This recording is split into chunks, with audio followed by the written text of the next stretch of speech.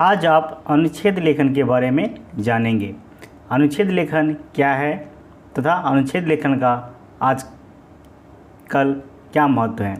पहले आपको निबंध ज़्यादातर पूछा जाता था कि आप निबंध लिखिए, किसी भी विषय पर आपको निबंध पूछ लिया जाता था। लेकिन आप देखेंगे कि अभी जो नए ट्रेंड है उसमें आपको निबंध की जगह अनुच्छेद लेखन लिखने के लिए बोला जाता है। निबंध में क्या होता था कि आप बना करके भी कोई शब्द अपने मन से कुछ भी लिख देते थे और 3-4 पेज लिख करके आप निबंध बना देते थे। लेकिन अनुच्छेद लेखन में आपको उसी निबंध को छोटे यानी कि 80 से 100 शब्द में लिखना होता है और जो महत्वपूर्ण बातें हैं वही आपको लिखना होता है। कोई फालतू बातें आपको लिखने की ज़रूरत नहीं होती है, इसलिए इसे अनुच्छेद लेखन कहते हैं। आज आपको मैं एक उदाहरण के तौर पर या यहाँ दिखाऊंगा कि अनुच्छेद लेखन हम किस प्रकार से लिखते हैं। तो चलिए शुरू करते हैं। सबसे पहले आप ऊपर देख सकते हैं कि अनुच्छेद लेखन।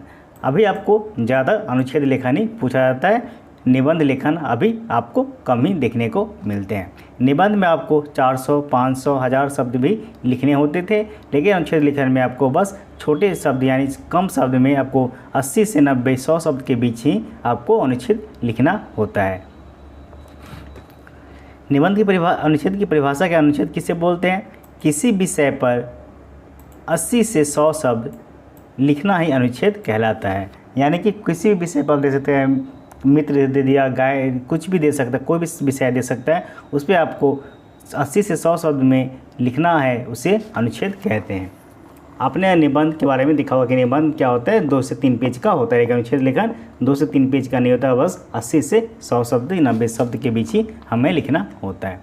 आज मैं यहाँ एक उदाहरण रखा हूँ। मन के हारे हार है, मन के जीते जीत। यह एक सब्जेक्ट है, विषय है, इस पर हमें एक अनुच्छेद लिखना है। देखिए कि यहाँ मैंने किस प्रकार से 80 से 100 शब्द के बीच में ही मैंने इस विषय पर एक अनुच्छेद बना दिया। चलिए देखते हैं। मन के हारे हार है, मन के जीते जीत। यह जो है आपने लोकोक्ति बहुत बार सुना होगा। मनुष्य की मूल शक्ति है मन। मनुष्य की मूल शक्ति क्या है? मन है। मनुष्य प्रत्येक कार्य या प्रत्येक काम अपने मन की इच्छा से करता है। डायरेक्ट यहाँ पे क्या हुआ कि मैं डायरेक्ट मेन पॉइंट पे ही आ गया। लेकिन निबंध में क्या होता है, आपको निष्कर्ष, उसके विषय में जानकारी, पहले इंट्रोडक्शन ऐसे देना पड़ता है। कि यहाँ वैसे देना, यहाँ डायरेक्ट मूल जो शब्द है उसी को लिखना होता है। यहाँ डायरेक्ट से मैंने यहाँ पे सीधे मूल शब्द पे आ गया। मनुष्य की मूल शक्ति है मन या मन है। मनुष्य प्रत्येक कार्य अपने मन की इच्छा से करता है। मनुष्य ही मनुष्य की मूल प्रेरणा है। मनुष्य ही मनुष्य की मूल प्रेरणा है। अगर वह अपने मन में ठान ले तो असंभव कार्य भी सरलता से या सरल से कर सकता है।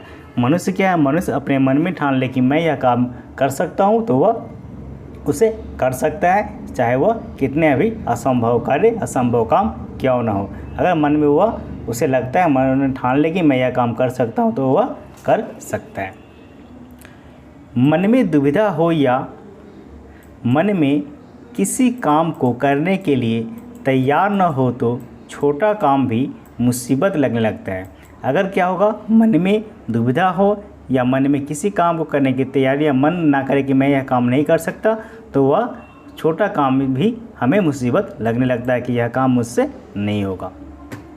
यदि मन में यह बात बैठ जाए कि मैं यह काम नहीं कर सकता, तो फिर वह काम होते होते भी असफल हो जाता है। यदि मनुष्य के मन में क्या हो जाए कि बैठ जाए कि मैं यह काम नहीं कर सकता, तो वह काम अगर करना भी चाहे, कर भी दे, तो भी वह असफल हो जाता है। इसलिए सफलता के लिए मन में दृढ़ता जरूरी है, यानी मन में विश्वास जरूरी है। चंचल मन पर काबू रखना बहुत कठिन है। हमारा जो मन है, मनुष्य का जो मन है क्या है? चंचल होता है। हर समय हर कुछ सोचते रहता है कि मुझसे यह काम होगा या नहीं। लेकिन चंचल मन पे क्या है करना, हमें काबू करना या काबू करना कठिन है। वास्तव में मन को मजबूत बनाना ही सच्ची साधना है। वास्तव में मन को मजबूत बनाना ही सच्ची साधना है। जब भी सफलता पर संदेह हो, मनुष्य को यही सोचना चाहिए कि मैं यह काम करके रहूँगा, फिर सारे काम सरल हो जाते हैं। यहाँ आप देखिए कि जितने भी शब्द है, जितने भी यहाँ पे लाइन है, आप देखेंगे कि सारा जो है इम्पोर्टेंट है। यहाँ कुछ फालतू की चीज़ मैंने यहाँ पर नहीं रखा है, जो मेन पॉइंट है वही रखा है। जैसे मनुष्य की मूल शक्ति है मन, देखिए मेन पॉइंट है। मनुष्य अपने प्रत्येक कार्य अपने मन की इच्छा शक्ति से करता है। मनुष्य ही मनुष्य की प्रेरणा है। अगर वह अपने मन में ठान ले तो वह असंभव कार्य भी सरलता से कर सकता है। मनुष्य मन में दुविधा हो या मन किसी काम को करने के लिए तैयार न हो तो छोटा काम भी मुसीबत लगने लगता है। यदि मन में यह बात बैठ जाए कि मैं यह काम नहीं कर सकता, तो फिर वह काम होते होते भी असफल हो जाता है। इसलिए सफलता के लिए मन में दृढ़ता जरूरी है, या दृढ़ता होना जरूरी है। चंचल मन पर काबू रखना बहुत कठिन है। वास्तव में मन को मजबूत बनाना ही सच्ची साधना है। जब भी सफलता पर संदेह हो तो मनुष्य को यही सोचना चाहिए कि मैं यह काम करके रहूँगा, फिर सारे काम सरल हो जाते हैं। तो यहाँ पर देखा कि जितना भी यहाँ पे पॉइंट है, जितना भी यहाँ पे देखिए वाक्य है, वह जो है मेन, यानी सभी वाक्य, कोई भी यहाँ की फालतू वाक्य या फालतू शब्द नहीं है। जो मेन पॉइंट है वहाँ पर वही लिखा गया है, ताकि यह छोटा से छोटा हमें बनाने में सरलता हो सके। यानी आप पहले जो निबंध होता था, निबंध को ही छोटे निबंध आपको 400-500 शब्द में लिखते थे, उसे निबंध कहते थे। उसी को आप 80 से 100 शब्द में जो मेन पॉइंट आप लिखेंगे उसे अनुच्छेद कहते हैं। इसको देने का यह रीज़न है कि इसमें आपको जो मेन पॉइंट है, आपकी जो सोचने समझने की शक्ति क्या है वो आपको दिखाई देगी कि आप कितना अच्छे से कुछ भी विषय पे, किसी भी विषय पे आप लिख सकते हैं। तो आज मैंने एक उदाहरण दिखाया। आप इसी प्रकार से किसी भी विषय पर आप अनुच्छेद लिख सकते हैं। आपको बस याद रखना है कि वह जो है मेन पॉइंट हमें लिखना है और 80 से 90-100 शब्द के बीच ही रहना है। जितना छोटा आपका अनुच्छेद होगा आपको उतने ही अच्छे मार्क्स मिलेंगे। तो आज आपने देखा कि अनुच्छेद लेखन हमें किस प्रकार से करना है। तो आज के लिए इतना ही। अगर आप हमारे चैनल पर नए हैं तो चैनल को सब्सक्राइब कर दें, जिससे हमारी आने वाली वीडियो की नोटिफिकेशन आपको सबसे पहले मिल सके। तो मिलते हैं अगले वीडियो में।